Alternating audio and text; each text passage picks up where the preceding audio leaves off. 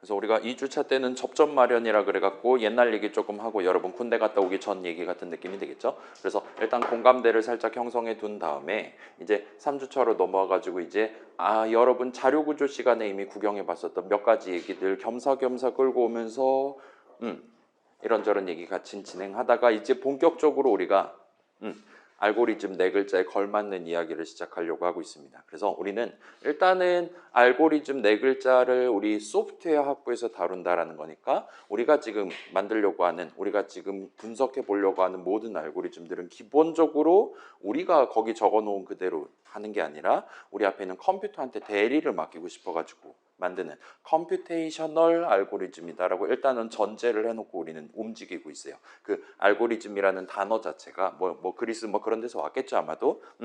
그런 거긴 한데 우리 수업에서 다루는 거, 그 다음에 여러분 아마도 회사 같은 데 가서 코딩 테스트 통과하고 임원 면접에서 물어보시는 그런 시츄에이션에서의 알고리즘은 우리가 다루는 이런 범주 안에서 움직이는 거다 해가지고 몇 가지 얘기를 하다가 이제 우리가 본격적으로 뭐 타임 컴플렉시티니 스페이스 컴플렉시티니 어심토틱 노테이션이니 그런 거 살짝 챙겨놓고 우리가 초반에 다루려고 하고 있는, 아마도 중간고사 이전에 이 친구가 사실상 메인 문제라고 말할 수 있을 거예요. 그래서 소팅 프로블럼, 여러분 아마도 여기 앉아있는 친구들 적어도 70% 이상은 이걸 이미 짜본 적이 있을 겁니다. 긴 한데 소위 정렬 문제라고 하는 거를 조금 더 이론적인 측면에서, 조금 더 전공적인 측면에서 같이 한번 가져가 보려고 하고 있어요. 그래서 일단 먼저 문제랑 관련한 슬라이드를 다시 복붙해 갖고 들고 와 봤습니다. 아이고.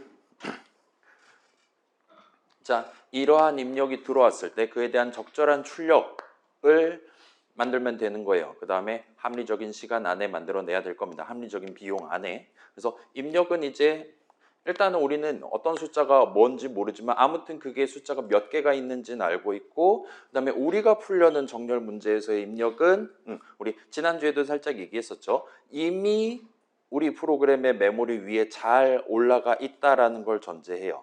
그 다음에 그렇게 한번 들어온 입력은 중간에 숫자가 추가된다라든가 빠진다라든가 변경된다라든가 하지는 않는다라는 걸 전제합니다. 이것만 해도 이미 이 정렬 문제는 매우 뭐라 그래야 될까, 기초적인 문제다라 얘기할 수 있어요. 실생활에서 수많은 것들은 중간에 누가 들어올 수 있고 누가 빠질 수 있고 누가 본인의 내용 변경해가지고 저장할 수 있는 겁니다. 그런 상황에서도 우리는 0등이 어딨냐 1등이 어딨냐와 같은 것들을 찾으려고 노력을 하고 싶을 수도 있어요. 뭐 그거는 그때 가서 다시 한번 생각해볼 문제고, 아무튼 원론적으로 우리는 이렇게 제약을 걸어놓고 스타트를 한다라는 걸 여러분이 매번 기억을 해주시면 좋겠어요. 그 다음에 이러한 입력에 대한 출력은 우리가 어떤 값들 사이에 프로퍼티를 매기고 싶은 거예요. 걔네들을 나열을 해두고 싶은 겁니다. 그래서 이런 맨 앞에 있는 가장 우월한 친구가 맨 앞에 있고 걔보다 덜 우월한 친구, 그 다음에 맨 뒤에는 가장 우월하지 않은 친구가 서 있게끔 이러한 조합을 찾는 게 목표라고 봐주시면 좋겠어요. 그리고 이러한 조합을 최종적으로 메모리 어딘가에 올려놓기만 하면 우리는 퇴근을 할 수 있는 겁니다.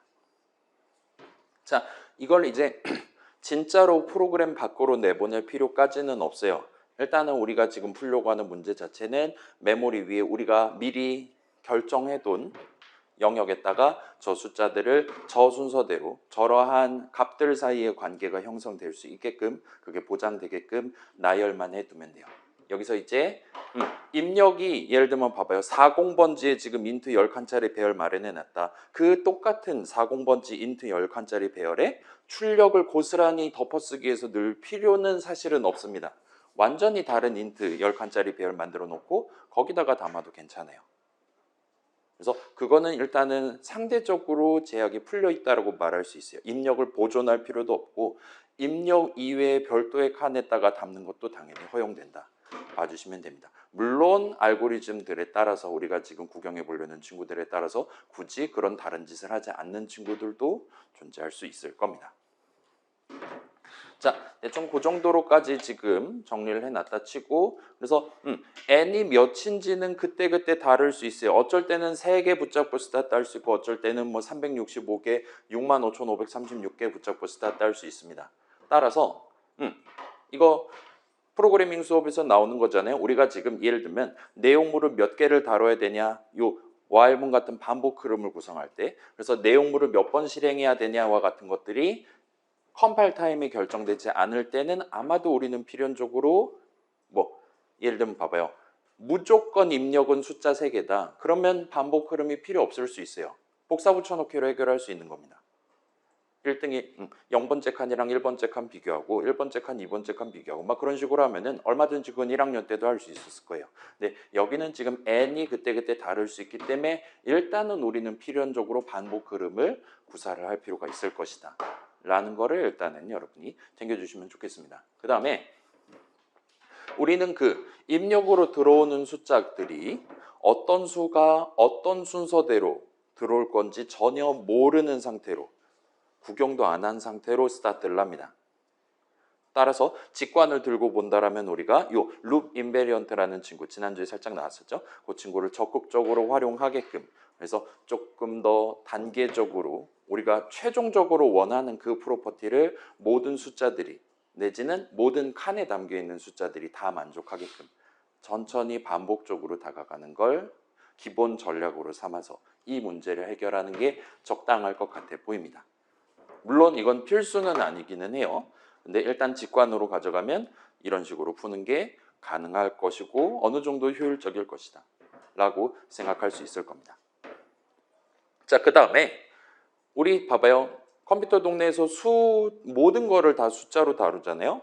그래갖고 어떤 거 뭐 여러분 파일명 같은 거 아니면 저 지금 출석부 여러분들한테 지금 요거 카드 안 찍은 친구들 명단 보여드린다든가 할 때도 정렬된 이름 목록을 보여드리고 있잖아요. 그런 것처럼 우리가 지금 요 소팅 프로블럼에서 다루려는 수들은 인트 형식일 수도 있고 플롯 형식, 더블 형식 아니면 파이썬의 str 형식일 수도 있고 그때그때 그건 다를 수 있습니다. 다만 이 문제는 출력을 조건으로 이 첫 번째 거, 두 번째 거, 세 번째 거 친구들을 우리가 대소 관계로 우월성 관계를 서로 대조를 할 수 있는 거를 전제를 하고 있어요. 따라서 일단은 우리가 지금 다루려는 그 하나하나 값들의 뭐 자료 구조로 치면 엘리먼트라고 말할 수도 있겠죠. 아이템이라고 말할 수도 있고 키 값이라고 말할 수도 있고 아무튼 그런 친구들이 일단은 비교가 가능한 형식 값들을 다룬다라고 우리가 전제를 해야 될 것 같습니다. 비교가 불가능한 애들도 당연히 많을 거예요. 근데 우리는 그런 복잡한 거는 이 정렬 문제에서는 입력 그 하나하나로 엘리먼트로 다루지는 않는다라고 봐주시면 좋겠어요. 뭐 그렇긴 한데 우리는 지금 어차피 그런 현실적인 문제를 바라보려는 게 아니니까 현실적인 구현체를 만들려는 게 아니니까 우리는 그냥 인트 형식 값들 들어온다라고 상상을 하면 되고 우리는 C++를 쓰고 있으니까 나중에 템플릿으로 그냥 묶어버리면 알아서 저쪽에서 만들다가 컴파일러 오류가 뜨거나 제대로 동작하거나 둘 중에 하나가 발생을 하게 될 겁니다. 자, 그 다음에 어차피 출력을 저런 식으로 우리가 해야 되니까 그러한 비교 관계가 그 우월성 관계가 전체 숫자들에 대해서 순서대로 형성된다라는 걸 우리가 보장을 하고 제대로 잘 출력해야 되니까 알고리즘 자체를 그거를 미리 우리가 확인하기 위한 검사하기 위한 요 컴페어 오퍼레이션 기준으로 구성을 하는 게 아마도 적당할 것 같아 보입니다. 요거 우리 지난 시간에 우리 살짝 얘기를 한 적 있죠. 우리가 값을 하나를 붙잡고 할 수 있는 오퍼레이션 두 가지 리드랑 라이트가 있다고 치면 값을 두 개를 붙잡고 할 수 있는 거 여러 가지 있지만 뭐 더하기 빼기 곱하기 나누기 산술적인 오퍼레이션이 있을 수도 있지만 자료구조 동네에서 여러분이 중요하게 생각했던 두 가지 컴페어랑 스왑 그렇게 두 가지로 우리가 생각을 했었잖아요. 그렇죠? 그 중에서 일단은 요 우리 소팅 프로블럼, 요 정렬 문제에 관련해서 우리가 알고리즘 어떻게 만들 건지 고민할 때는 우리가 컴페어를 적절히 수행해서 가급적이면 효율적으로 수행해서 문제를 해결하게끔 입력에 대한 적절한 출력을 뱉어낼 수 있게끔 알고리즘을 구성해야겠구나라고 여러분이 생각을 할 수 있을 겁니다. 뭐 컴페어라는 친구 많이 구경해 봤겠죠, 그렇죠? C 동네에서 기컴프에서 이제 strcmp라는 함수를 써봤을 수도 있고 걔도 스트링 컴페어의 줄임말이잖아요. 걔 하면 뭐 나와요? 영 또는 양수 또는 음수 나오잖아요. 그걸 감안해서 일단 컴퓨터 동네에서 컴페어는 기본적으로 뺄셈이다 생각하시면 되는 거예요. 두 사람 사이에 또는 나와, 그러니까 나를 기준으로 두고 저 사람이 나보다 수직선상으로 오른쪽에 있냐 왼쪽에 있냐 똑같은 점에 있냐를 뺄셈을 통해서 구하는 그런 느낌으로 가져가 주시면 적절합니다. 아무튼 요 컴페어가 가능한 형식 값들이 나열돼 있고 걔네를 줄 세우는 문제다. 이렇게까지 일단 좁혀놓고 디테일을 살려놓고 우리는 접근을 할 겁니다. 자, 그래서 이러한 접근 방식을 따르는 알고리즘들을 특별히 comparison sort라고 카테고리명을 붙일 수가 있어요. 일단 우리는 지금 가장 이 정렬 문제들 중에 가장 펀더멘탈한 조건들만 들고 스타트를 할 거기 때문에 직관으로 이 친구를 일단 바로 가져갈 수 있습니다. 근데 문제 자체를 조금 바꾸면 다른 접근 방식을 사용해서 일반적인 상황보다 더 효율적으로 입력에 대한 출력을 낼 수 있는 알고리즘을 우리가 상상을 해볼 수도 있기는 해요. 그건 이제 실생활에서 이제 뭐 방 정리를 한다라든가 그런 데서 쓸 만한 그런 거라고 봐주시면 좋겠고, 아무튼 우리는 지금은 일단은 기본적인 걸로 하고 있으니까 이 컴패리즌 소트랑 관련한 얘기를 이어서 진행을 해볼 수 있을 것 같습니다. 자, 그럼 봅시다. 일단은 컴패리즌 소트에도 당연히 여러 종류가 있을 수 있어요. 그 다음에 우리는 그 친구들의 컴페어 횟수를 서로 어심토틱하게 비교함으로써 어떤 친구는 n제곱만큼 컴페어하는 친구다. 어떤 친구는 n3승, 어떤 친구는 n승 막 이러고 자빠져 있는 친구도 있고 막 그래요. 어심토틱하게 비교함으로써 각 알고리즘들 사이의 기본적인 성능, 우열을 논의를 할 수가 있을 것 같아 보입니다. 다른 오퍼레이션 그렇게 중요하지 않다 이거예요. 부수적인 거예요. 우월한 컴패리즌 소트 알고리즘들 중에 우월한 친구는 우리가 지금 보고 있는 이 메인 오퍼레이션, 컴페어 오퍼레이션 횟수를 세갖고 비교를 할 수 있다는 겁니다. 그래서 요거에 대한 좀 더 자세한 얘기는 이제 다음 주, 그러니까 우리 중간 쉬는 시간 이후 정도가 되겠죠. 4주차 수업 시간에 이어서 진행해 보도록 하고, 여기서는 살짝 예시 코드를 살짝 구경을 해보고 넘어가 보도록 합시다. 그래서 요거 여러분 지난주에 제가 제정신이었다면 올려놨겠죠? 봅시다. 제정신이 아니었을 수도 있어요. 요즘 날씨가 요거 압축 풀면 .py 파일 하나 있고 그 다음에 .h 파일, 그 다음에 .cpp 파일이 있을 겁니다. 그래서 그거 압축을 까시면 이런 느낌으로 들어있는데 이 두 친구를 이제 비주얼 스튜디오 쓰는 친구들은 적당히 프로젝트 만들어 갖고 원래 있었던 main.cpp 걔 버린 다음에 이렇게 두 개를 드래그 해가지고 추가해 주시면 되고, 다른 거 쓰는 친구들은 이제 기본적으로는 당연히 .h 파일은 컴파일의 직접적인 대상은 아닙니다. .cpp 파일 하나 붙잡고 컴파일하도록 여러분이 그 명령줄을 이렇게 해두시면 걔가 알아서 인클루드 해가지고 .h 파일까지 반영해서 컴파일을 해줄 거예요. 그래서 맥 쓰는 친구들, VS 코드 쓰는 친구들 그렇게 가져가시면 되겠고, 자, 그래서 그래 질문 하나 해봅시다. 여러분 C++의 랜덤이라는 헤더 파일을 인클루드 해본 적이 있습니까? 그렇죠? 아마 수업 시간에 나왔겠죠? 그런 것들 등등 해서 짜잘한 C++ 동네에서 우리가 요 수들, 적절한 숫자들 뽑는 방법이라든가 등등까지 여기서 살짝 설명을 하고 4주차 수업 자료로 넘어가려 한다 봐주시면 좋겠어요. 그래서 지금 보시면 일단 슬라이드 볼게요. 그래서 세 가지 구현체를 테스트하는 코드를 살짝 준비해뒀다 봐주시면 좋겠어요. 그래서 여러분이 샵 인클루드 알고리즘을 하시면 이미 유명한 알고리즘들에 대한 템플릿, 그러니까 함수 템플릿이 그 헤더 파일 안에 들어 있습니다. 그 중에 이제 std: sort라는 친구가 있어요. 이 친구 쓰면 그냥 졸업하실 수 있습니다. 지금 이 문제에 대한 적절한 해결책으로 내 요 C++ 런타임 시스템을 만드신 분, 그러니까 비주얼 스튜디오 쓰는 사람들은 이제 마이크로소프트가 만들어둔 구현체를 우리가 써볼 수가 있는 거예요. 등등이라 봐주시면 좋겠고, 그다음에 그거 말고 두 개를 더 제가 지금 준비를 해놨고, 메인 함수정의 내용을 열어보시면 거기는 이제 요 알고리즘 중에 하나 선택해갖고 그 친구를 돌려서 그거를 진행하는 와중에 어떤 느낌으로 몇 번 컴페어가 발생을 하고, 그다음에 뭐 그 object가 어떤 식으로 살고 죽고 하는 것들을 여러분이 구경해 볼 수 있다 봐주시면 좋겠어요. 이렇게 해서 일단은 우리 수업 과제는 여러분들한테 직접 키보드로 코드 쳐가지고 제출하는 걸로 할 거고, 그 다음에 제가 미리 메인을 만들어 갖고 드릴 거예요. 보통은 메인 함수 정의를. 그래갖고 여러분이 적법하게, 그러니까 도덕적으로 그르치지 않고 내가 지금 이 문제에 대한 적절한 코드를 작성해서 숫자들을 적법하게 비교해 갖고 적당하게 값을 내고 있냐와 같은 것들 간단히 테스트하는 코드를 메인에다가 심어 갖고 드릴 겁니다. 그래서 여러분이 이제 비주얼 스튜디오로 치면 컨트롤 F5 누르면 여러분이 지금 함수 정의 잘 적었다. 내가 지금 뭐 예를 들면 A라는 함수에 대한 함수 정의 적는 게 이번 과제 목표예요. 잘 적은 다음에 실행했을 때 컴파일 오류 뜨지 않고, 그 다음에 런타임에 이제 메인 내용물 실행해 갖고 다 정상이다라고 그 친구가 얘기를 해준다라면 여러분은 그냥 바로 제출하시면 되는 그런 느낌으로 출제를 하려고 하고 있습니다. 그래서 몇 가지 얘기들을 같이 한번 구경해 보고 중간 쉬는 시간 조금 아마도 이른 타이밍에 가져갈 것 같은데 일단 오늘은 그렇게 하고 한번 가보도록 할게요.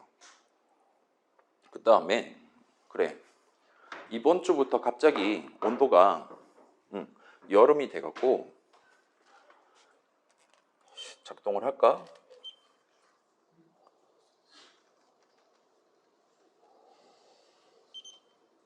일단 냉방 모드가 됐어요.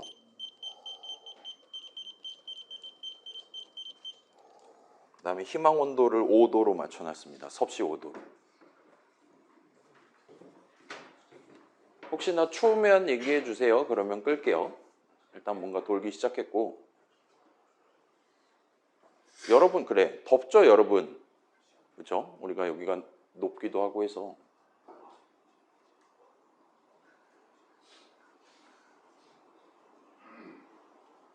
오, 찬바람 나와. 와, 우리 학교 복지 장난 아니다. 다른 학교는 지금 타 죽을 것 같아요. 온도계 딱 해봤는데 막 30도 찍고 막 이럽니다. 실내 온도가.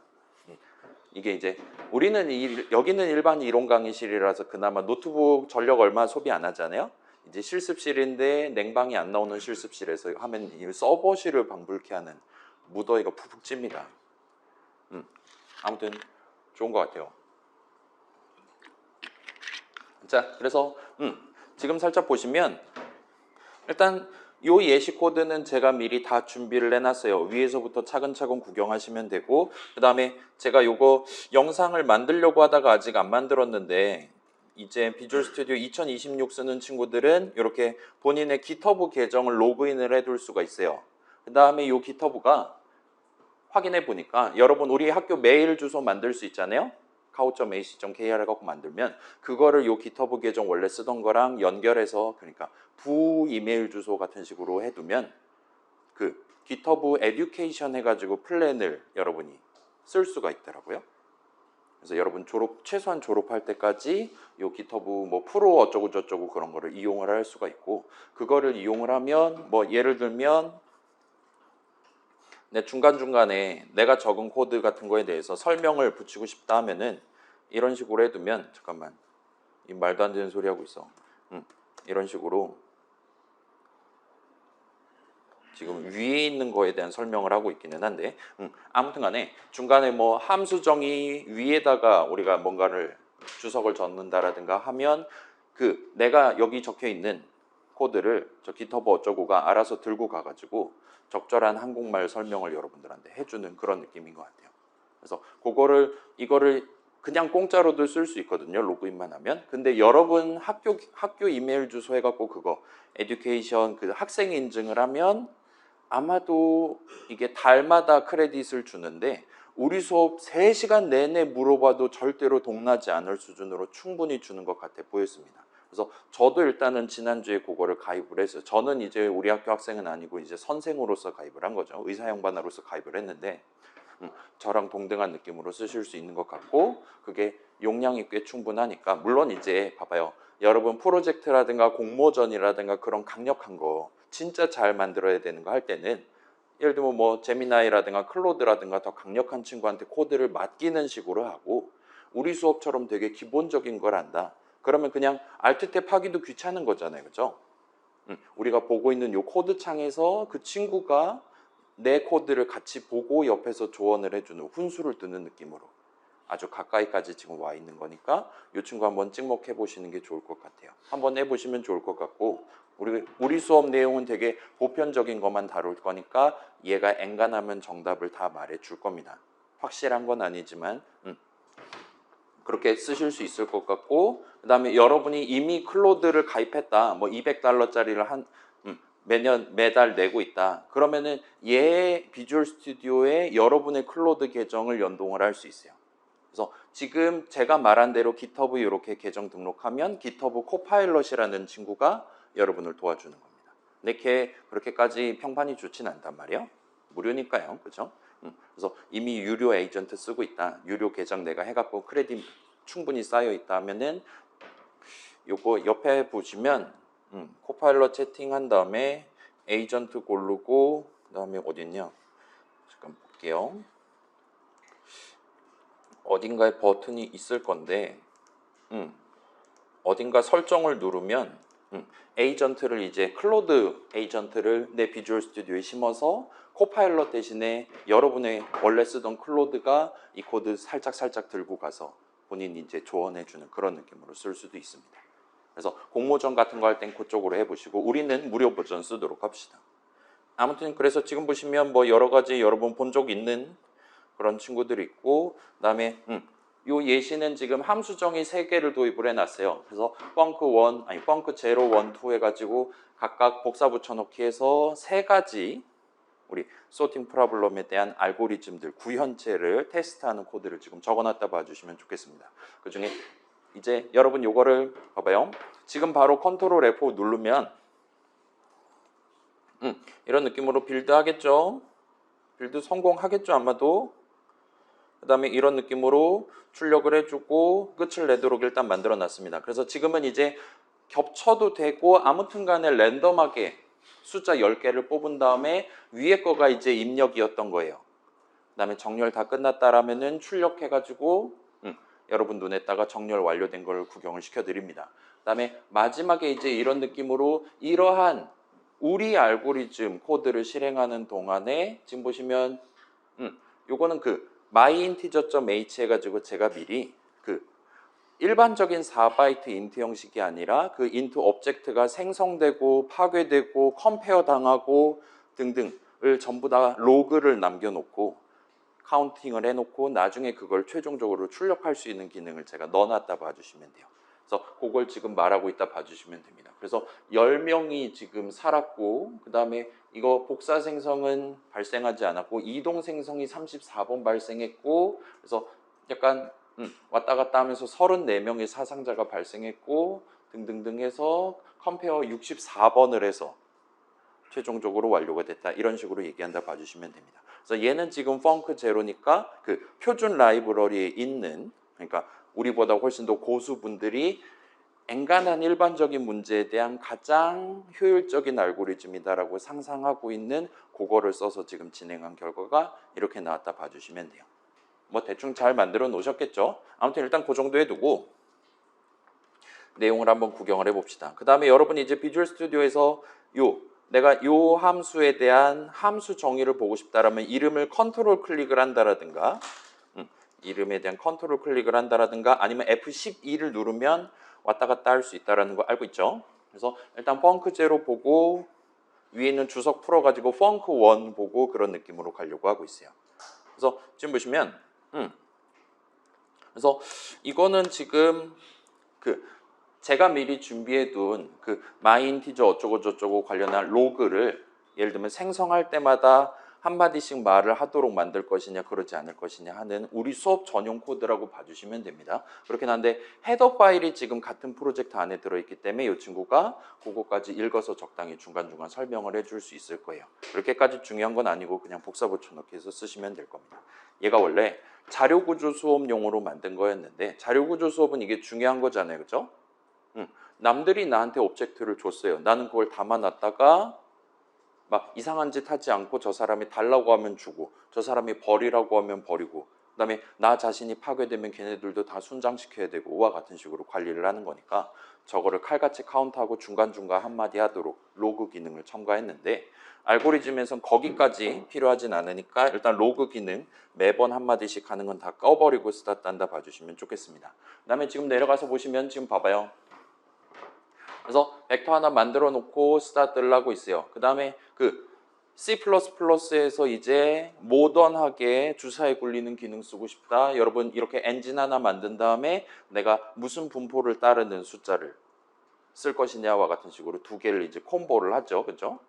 그 다음에 이 중간에 있는 이 친구 랜덤 디바이스라는 친구를 쓰면 좋을 것 같다라고 아마 이전 수업에서 여러분 들으셨을 겁니다. 그래서 오늘날 봐봐요. 특히나 그 있잖아요. 윈도우 10에서 11 올라갈 때 몇몇 친구들은 내 컴퓨터에는 윈도우 10은 잘 동작하는데 윈도우 11이 무슨 뭐 메인보드에 무슨 장치가 없어서 보안 어쩌고 저쩌고 모듈이 없어서 설치 안 된다라고 빠꾸 먹어서 완전 개빡쳤던 기억이 있는 친구들이 있을 수도 있습니다. 그래서 요즘은 이제 아예 그런 최신 운영체제 같은 데서 여러분 컴퓨터에 이걸 설치하려면 그런 보안과 관련한 기능들이 패키징 돼 있는 뭐 TPM인가 뭔가 부를 거예요. 뭐 실내 어쩌고 저쩌고 그런 모듈을 메인보드에 설치를 해둬야지 내가 이 윈도우를 쓸 수 있게 해주겠다와 같이 막아놓는 경향이 있습니다.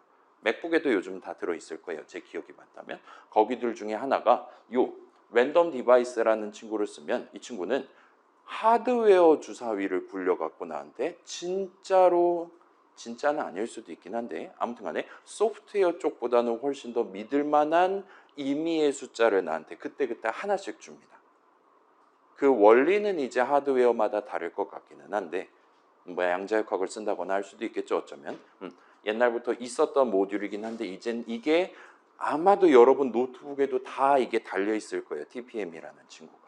그래서 이 친구를 쓰면 여러분 그 C 동네 기컴프에서 1학년 때 rand라는 함수 써봤을 거잖아요. stdlib.h include 한 다음에 그 다음에 그 rand라는 함수 쓰기 위해서 보통 srand라는 함수를 먼저 메인 딱 스타트 하자마자 srand 먼저 돌리고 스타트 하도록 했을 겁니다. 그 다음에 걔 괄호 안에 원래 숫자 하나를 담도록 돼 있어요. 인수로 넣도록 돼 있어요. 그래서 보통은 그걸 수거처럼 srand 괄호 열고 타임 괄호 열고 0 괄호 닫고 괄호 닫고와 같은 느낌으로 소위 시드 값으로 타임의 리턴 값을 아마도 썼을 겁니다.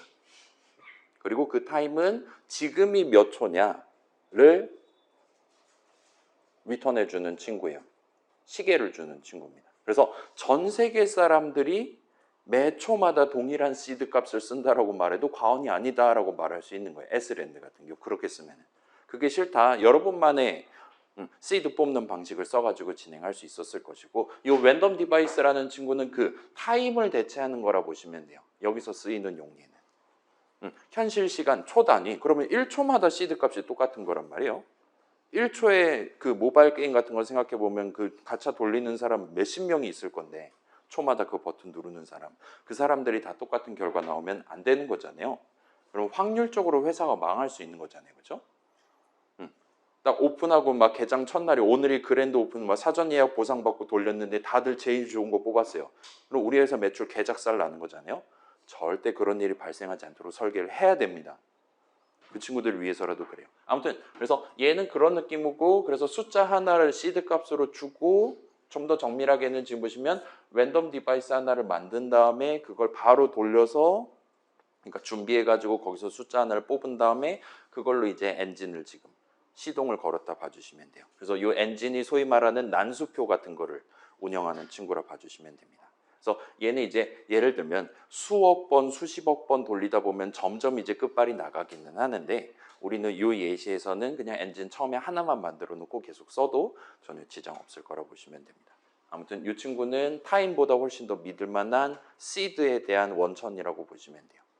아무튼 그렇게 해서 엔진 하나 만들어 놨고 그 다음에 그걸 나중에 요 0부터 맥스 넘버 사이 지금 같은 경우는 10 사이 같은 느낌이 되겠죠. 그렇게 해서 나는 균등 분포로 인트가 뽑을 예정이다 한 다음에 저 두 개를 나중에 조합을 할 겁니다.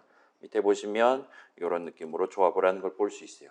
그래서 여러분 요 잠깐만 그래 자료구조 C++ 썼다고 들은 것 같은데 맞죠?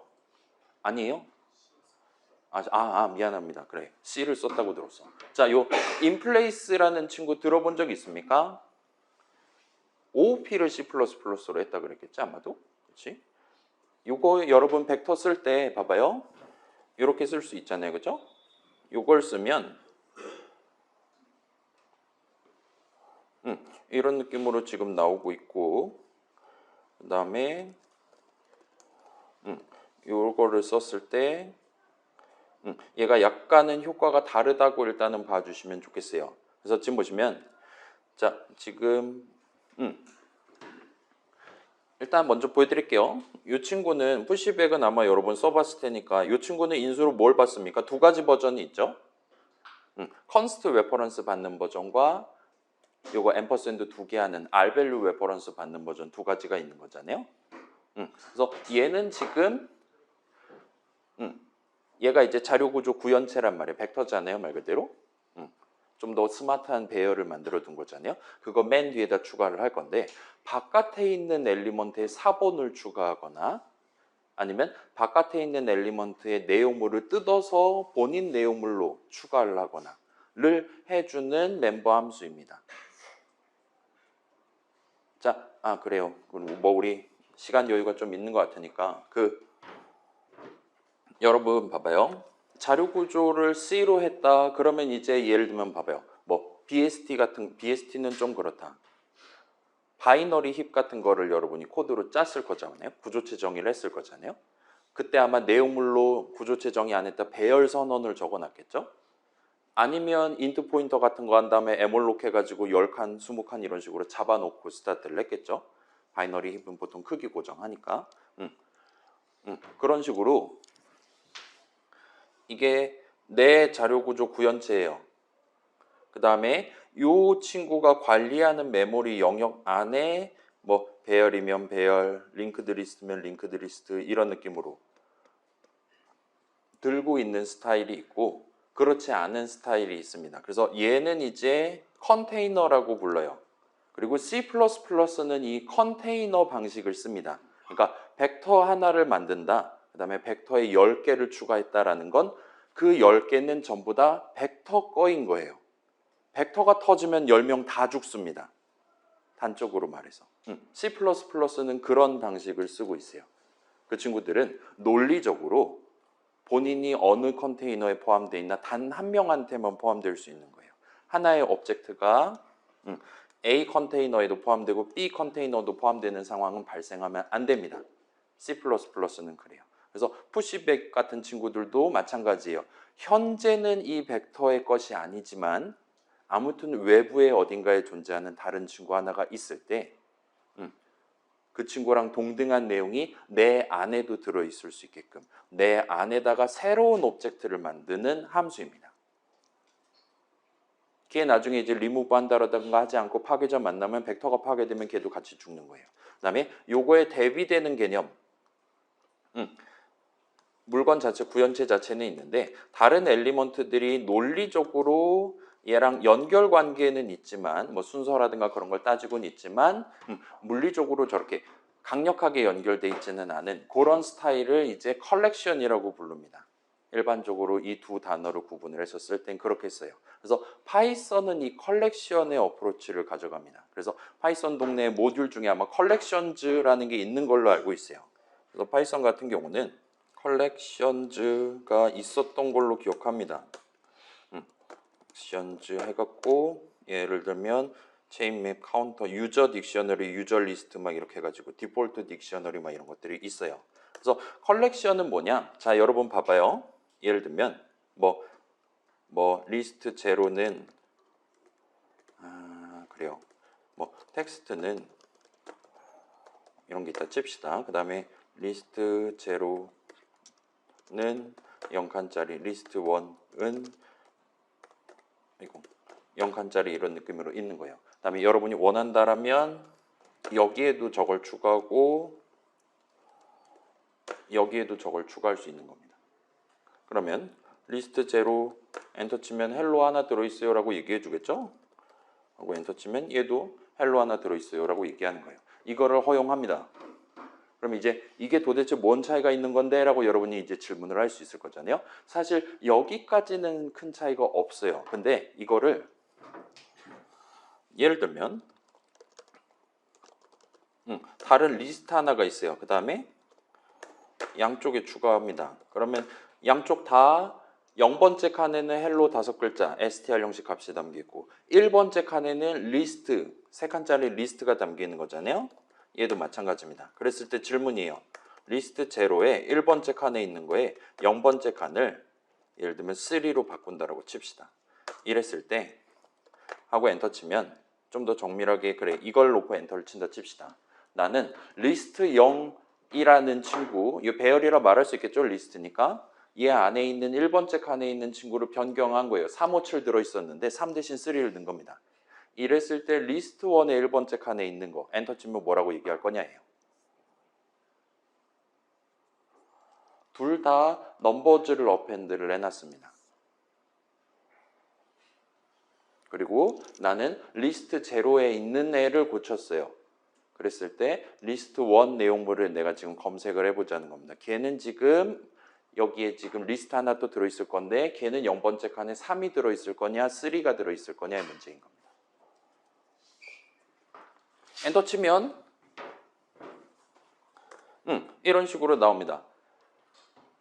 파이썬은 자료구조 구현체와 관련한 어프로치를 가져갈 때 컨테이너 방식이 아니라 컬렉션 방식을 가져가요.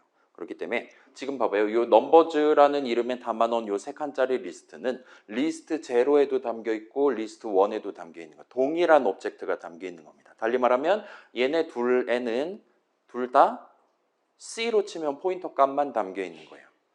리스트가 통째로 담겨 있는 게 아닙니다. 따라서 어펜드는 궁극적으로 포인터 값 하나를 받는 애예요. 그 다음에 포인터 값 하나를 본인 오브젝트 안에다가 살짝 숨겨두는 겁니다. 파이썬에선 id라는 함수가 있어서 그걸 쓰면 진짜 몇 번인지 알 수 있어요. 그건 별개로 두고 아무튼 간에 그래요.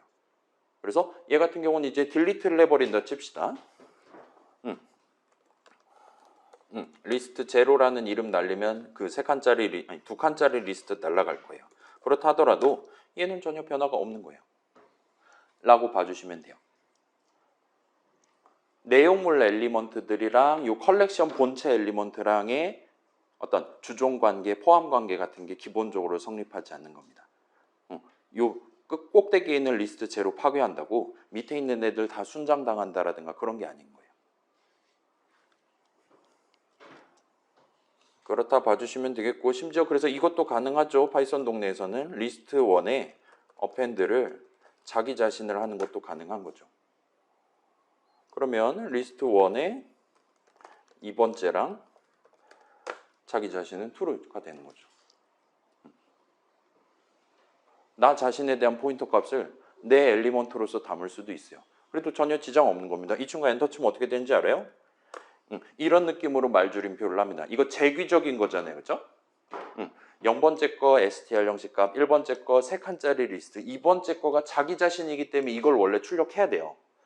근데 이거 파이썬 인터프리터가 이거 지금 또 출력하면 또 재기호출하고 또 재기호출하고 이거 끝까지 갈 거란 말이에요. 그렇죠? 그래서 중간에 이제 말줄임표 해가지고 좀 막아놨다 봐주시면 됩니다. 컬렉션은 당연히 이것도 허용합니다. 나 자신이 들어갈 수도 있어요. 이게 물리적으로 지금 가득가득 들어차는 게 아니기 때문에 그래요. 반면 컨테이너는 지금 얘기했던 걸 절대로 허용하지 않아요. 그렇기 때문에 방금 봤던 이 친구는 진짜로 예를 들면 얘는 이런 느낌인 거예요. 얘는 지금 의미 관점에서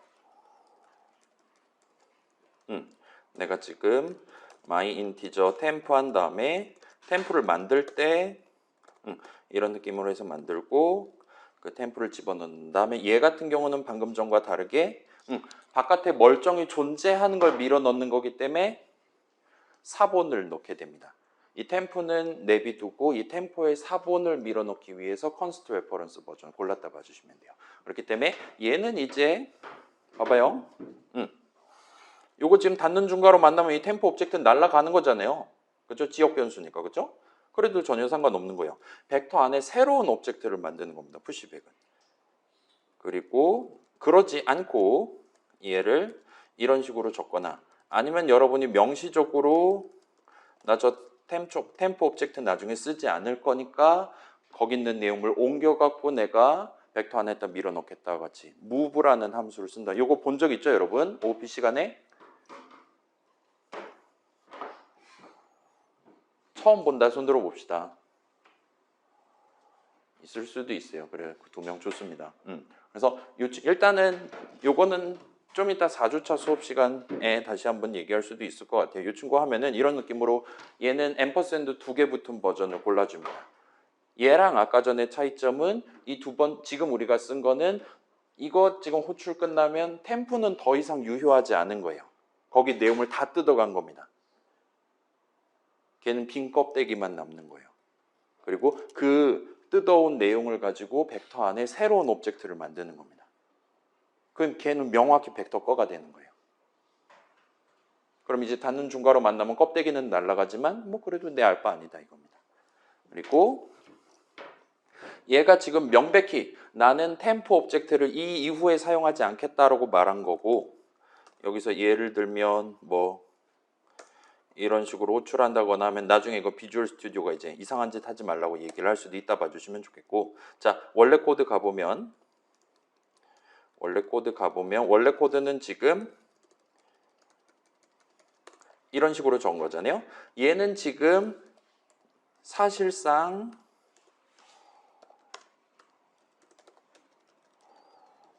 이런 느낌으로 적은 거랑 마찬가지라고 보시면 되는 거죠. 임시 오브젝트를 만들어서 밀어 넣는 거예요. 이건 다 알죠? 뭐 캐스팅 연산자라든가 써본 적 있으니까. 벡터는 마인티저 담는 애예요. 근데 요거 지금 봐봐요. 디스트리뷰션, 인트 디스트리뷰션이란 말이에요. 이거 인트 값 나옵니다. 이렇게 하면. 이 사실상 3 하나 적은 거랑 똑같은 거예요. 요거랑 똑같은 거예요, 지금. 얘는 항상 3 들어가겠지만, 그죠? 그래서 요렇기 때문에 임시 오브젝트는 당연히 이 아래에 있는 문장에서 못 쓰잖아요. 그죠? 계산 과정에서 임시로 만든 오브젝트니까. 그렇기 때문에 걔는 소유권을 인정을 하지 않기 때문에 그냥 이렇게 적어놨다라면 내가 마음대로 뜯어와도 된다라고 판단하기 때문에 저거 앰퍼샌드 2개 버전 쓴다 보시면 돼요. 임시 오브젝트는 못 쓰게 돼도 상관없어요. 어차피 지금 만드는 저 임시 오브젝트 이 괄호안 떠나면은 다른 데선 쓸 수가 없으니까요.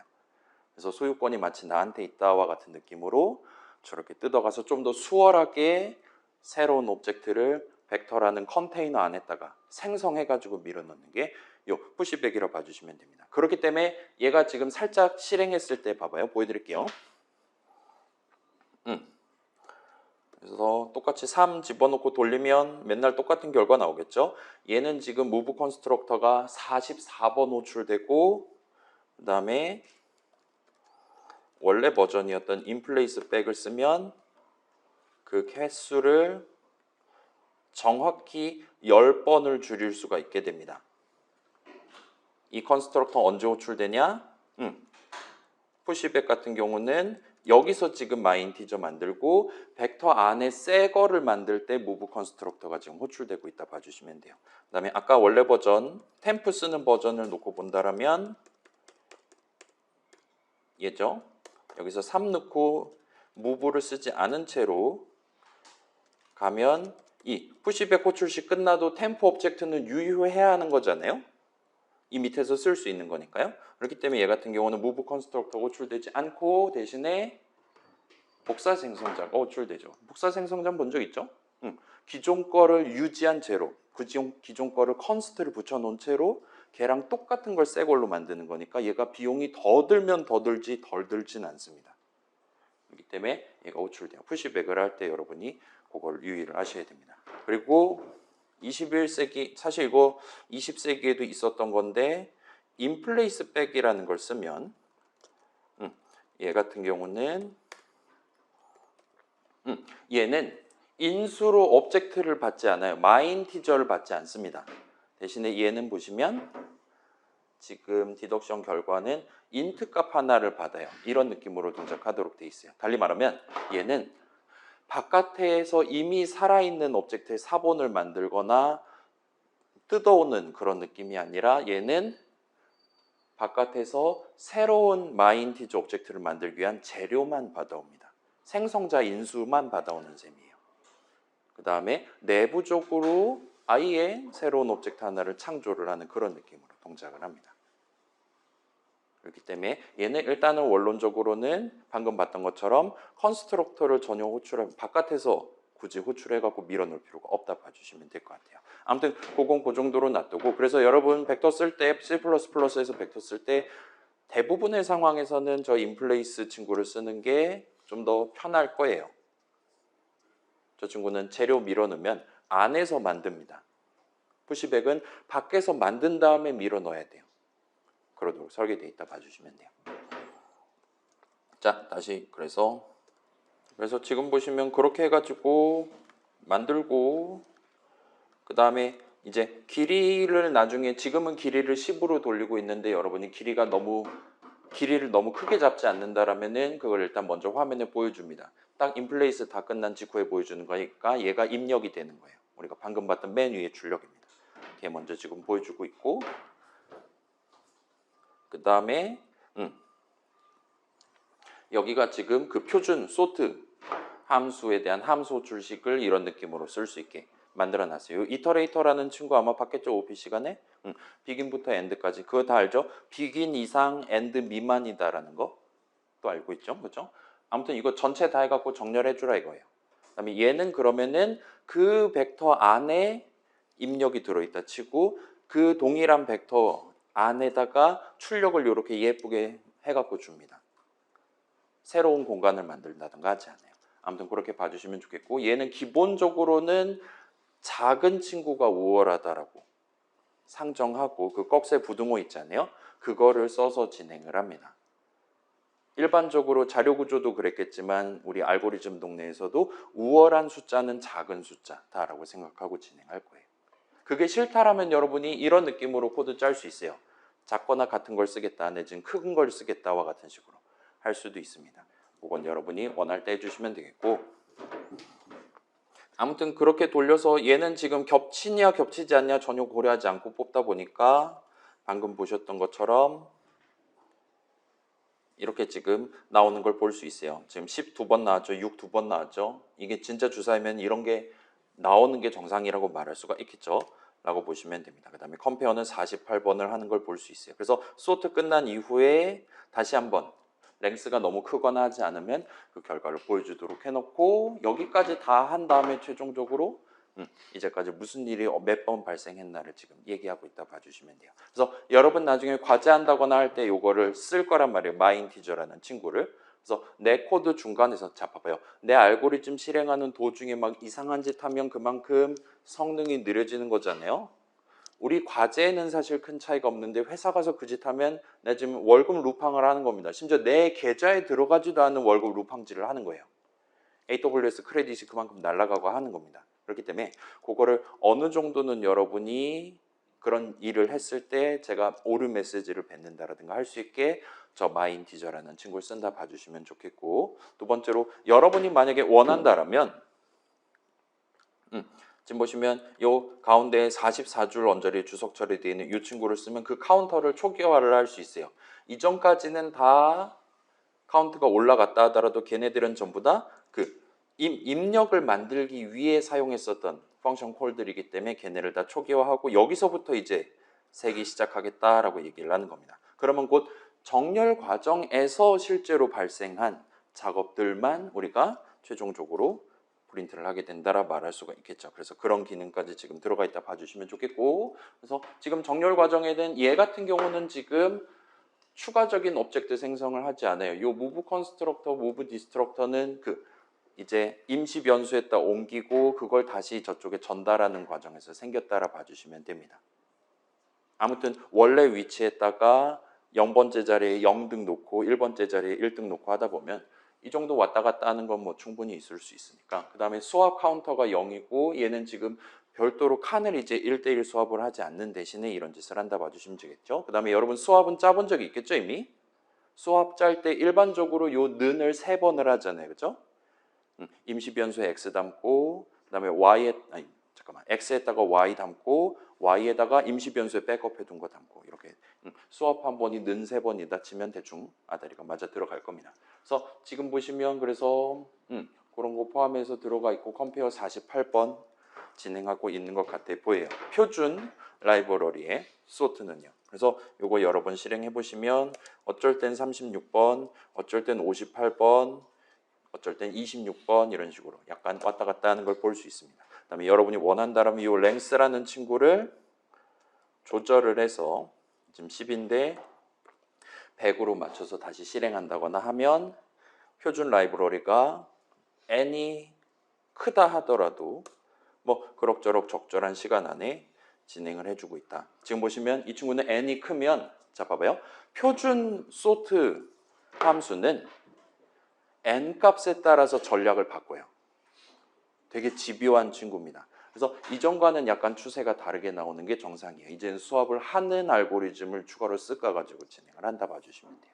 그래서 그 친구는 이제 다양한 상황에 대응하기 위한 되게 하이브리드 알고리즘이라 봐주시면 좋겠고, 여러분이 만드는 과제에서 진행한다라든가 요 밑에서 보는 되게 기초적인 소팅 알고리즘들은 n 값에 따라서 그냥 정직하게 몇 배 또는 몇 제곱배 막 같은 느낌으로 그렇게 나타나게 된다 봐주시면 좋겠습니다. 자, 여기서 살짝 한 가지를 더 해볼게요. 여러분 이제 벡터를 이번 시간에 자주 쓸 거란 말이에요. 배열 쓰기 싫잖아요. 그렇죠? 여기서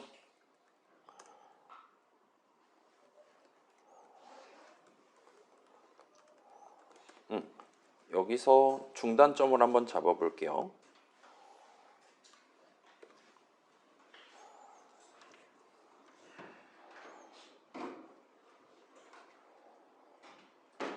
지금 100개를 제가 저 폼은 돌려가지고 100개를 마이인티저 오브젝트를 생성해서 벡터에다 넣어둔 거잖아요. 그 과정에서 잠깐만요. 100개가 아니라 10개네요. 그래요. 10개를 하는 과정에서 지금 봐봐요. 정상적으로 10개를 만들었어요. 이건 인플레이스 백 할 때 한 겁니다. 내부적으로 생성자 호출한 거예요. 근데 이런 중간중간에 25명이 생성되고 파괴되는 그런 현장을 여러분이 목격할 수 있습니다. 자, 벡터 같은 경우는 길이가 고정돼 있지 않죠. 자료구조 시간에 다루는 일반적인 배열, 링크드 리스트의 반대말에 해당하는 배열은 일반적으로 길이를 고정시켜 놓고 스타트를 하죠. 여러분 과제도 항상 그랬을 거예요. 그죠? 근데 벡터는 그러지 않아요. 그러면서도 이 벡터는 내용물 엘리먼트들을 진짜로 배열처럼 메모리 위에 일렬로 놔둡니다. 왜냐? 그래야지 대괄호 0 하는 거랑 대괄호 7 하는 거랑 속도가 똑같으니까요. 근데 이 친구는 그렇다고 내가 지금 여기다가 나중에 오브젝트를 엘리먼트를 10개 넣을지 100개 넣을지 이 친구는 모르잖아요. 그렇기 때문에 이 친구는 맨 처음에는 되게 조금만큼만 배열을 잡아놓고 인플레이스를 해요. 그러다가 이제 본인이 잡아놓은 캐퍼시티를 초과하려고 한다. 또 인플레이스 하려고 한다 하면 이 친구는 어떻게 해야 됩니까? 꺼지라고는 하지 않아요. 지금 꺼지라고는 하지 않았어요. 대신에 좀 더 큰 배열 하나를 잡고 원래 배열에 있었던 거를 다 뜯어서 옆으로 옮기고 이제 더 이상 안 쓸 애들을 다 죽이고 그 다음 작업으로 넘어가는 짓을 해요. 통째로 옮기는 작업을 합니다. 그래서 얘는 지금 중간 과정에서 그러한 이동 과정에서 지금 사망을 했다고 봐주시면 돼요. 그래서 랭스가 10일 때는 25명이 죽었습니다. 그리고 랭스가 100일 때는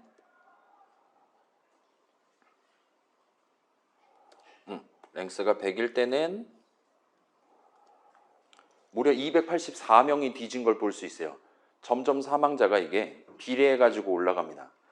그래서 나는 지금 100명이 벡터 안에 들어있는 걸 희망해서 인플레이스를 했는데 실제로는 중간에 살다 죽다 하는 친구들이 지금 부적절한 사상자가 발생한 거예요. 그렇기 때문에 여러분 특히나 요거는 이제 자료구조나 알고리즘 같은 거 돌릴 때 내가 지금 이 구현체에서는 이 벡터 안에 오브젝트를, 엘리먼트를 나는 최대 100개까지만 집어넣을 거다. 와 같은 것들을 이미 알고 있는 상황에서는 요 지금 주석 처리해둔 요 친구 리저브라는 친구를 여러분이 쓸 수 있습니다. 이 친구를 쓰면 아예 처음부터 100칸짜리 공간을 잡아놓고 스타트하는 거예요. 그러면 널찍하게 잡아놨기 때문에 인플레이스 100번 할 때까지는 새로운 판을 만들 필요가 없는 겁니다. 한도 초과가 발생할 일이 없는 거예요. 처음부터 풀 차지로 당겨놓고 진행하는 겁니다. 그러면 얘 같은 경우는 이제 F5 누르면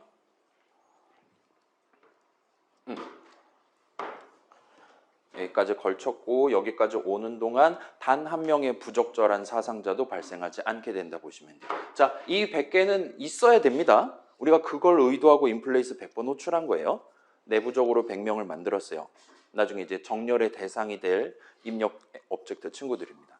그 외에 다른 친구들은 단 한 명도 추가로 살거나 죽지 않았다 라고 봐주시면 돼요. 그래서 오늘날 여러분 C++로 요 컨테이너를 쓴다, 벡터 같은 거 쓴다 하면 방금 전 봤던 두 가지를 살짝 챙겨주시면 됩니다.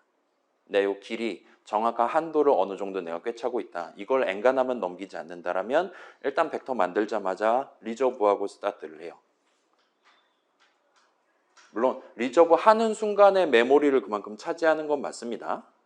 그렇긴 한데 그래도 중간중간 이렇게 하는 것보단 나을 거예요. 물론 이제 그렇게 봐주시면 좋겠고 그 다음에 뭐냐 그 푸시백을 쓰는 대신에 일반적으로는 그 벡터 바깥에 있는 오브젝트들은 우리가 별로 중요하게 고려하지 않을 거니까 인플레이스 백을 써가지고 새 거를 밀어넣는 거를 쓰시면 사상자를 줄일 수 있을 겁니다.